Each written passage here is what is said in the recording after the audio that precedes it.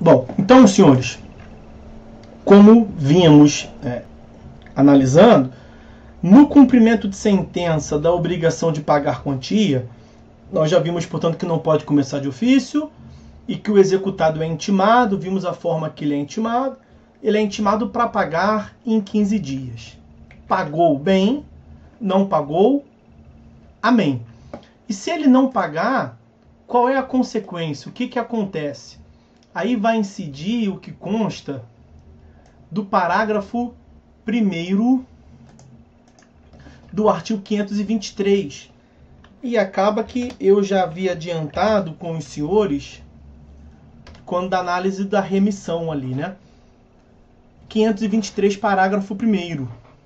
Não ocorrendo pagamento voluntário no prazo do caput, 15 dias, o débito será acrescido de multa de 10% e também de honorários de advogado de 10%.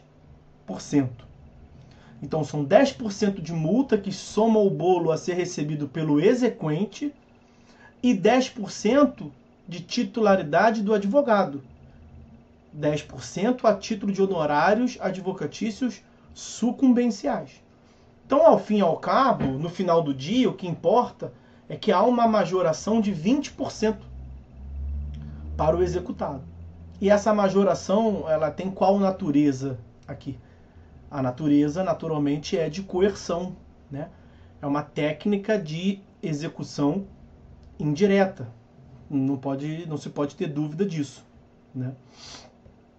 Para estimular o pagamento no prazo de 15 dias, a lei acaba colocando, o sistema processual acaba colocando a espada no pescoço do executado e diz, olha, você não acha que é melhor você pagar nesse prazo? Não, você já foi condenado, né? Você já não pagou no plano do direito material. O credor teve que vir a juízo, você foi condenado por um juiz de direito.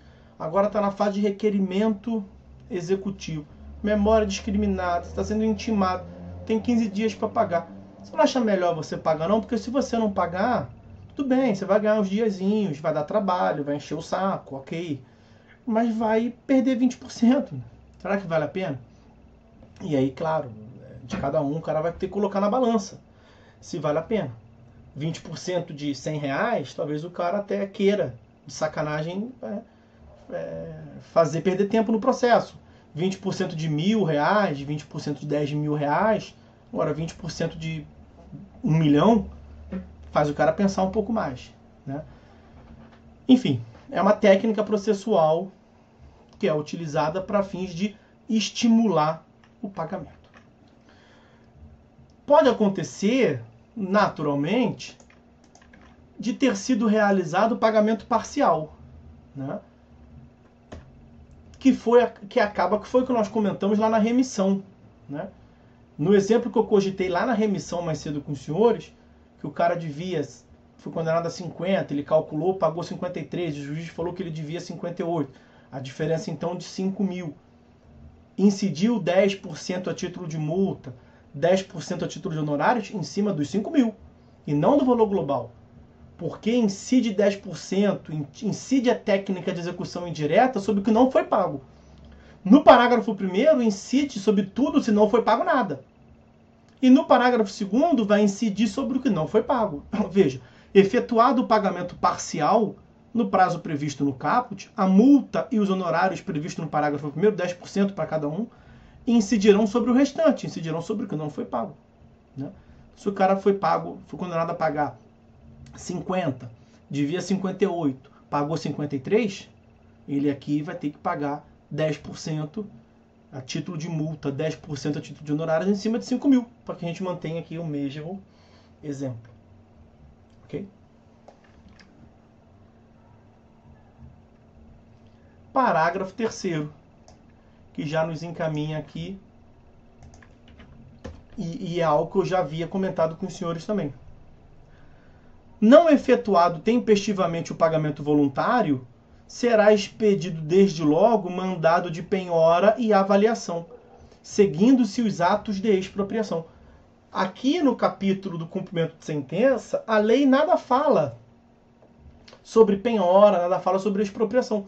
Porque isto é regulado no código lá no livro, lá na parte sobre o processo de execução. Então aqui o que a lei regulamenta é essa parte inicial.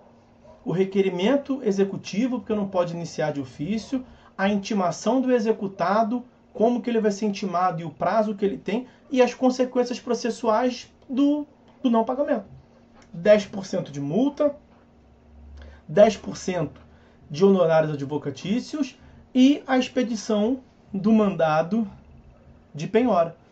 Expede-se mandado de penhora e avaliação, e os atos de expropriação seguem a lógica do processo de execução, que nós não começaremos o estudo hoje, porque não compensa. Vejam a previsão do artigo 771.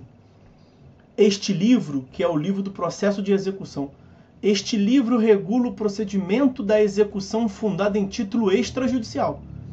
E suas disposições aplicam-se também, no que couber, aos procedimentos especiais de execução, aos atos executivos realizados no procedimento de cumprimento de sentença, bem como aos efeitos de atos ou fatos processuais a que a lei atribui força executiva. O que mais nos importa ali é aquela parte que diz que o que o processo de execução do 771 e seguinte prevê, aplica-se ao cumprimento de sentença, no mesmo sentido, num sentido assemelhado, do que aquilo que eu tinha apresentado aos senhores do 513 caput.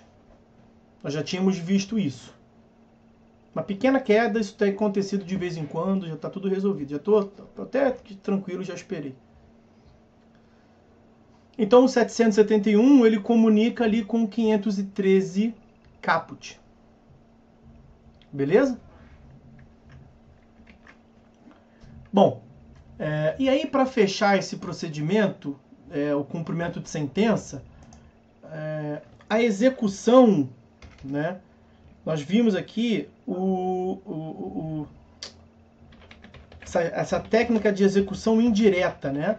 Pela aplicação, pela previsão de multa, execução indireta, medidas coercitivas, a estipulação, por exemplo, de multa, a multa lá do artigo 523, parágrafo 1º. O artigo, para fechar, tá? O artigo 139, inciso 4º, ele já trata, lá na teoria geral, e nós vimos aqui no começo também da disciplina, ele já trata de um poder geral de cumprimento da sentença. As medidas subrogatórias, mandamentais, coercitivas, de modo geral. Além disso, nós temos também a previsão do artigo 517 sobre o protesto extrajudicial de decisão judicial após superado o prazo do 523 para pagamento voluntário. Então é uma outra técnica que nós também já tratamos aqui, lá no começo da disciplina, é uma outra técnica que se coloca à disposição do juízo para forçar o adimplemento da obrigação.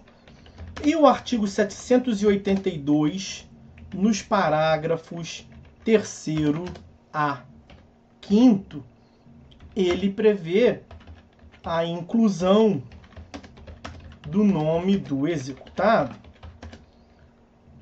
em cadastros de inadimplente. Aí aqui é o seguinte, cada caso é um caso, o juiz vê uma questão com o juízo de proporcionalidade e tem as técnicas à disposição dele para fins de coagir, para fins de estimular / pressionar o executado e com isso forçar o cumprimento, o adimplemento da obrigação. Ok?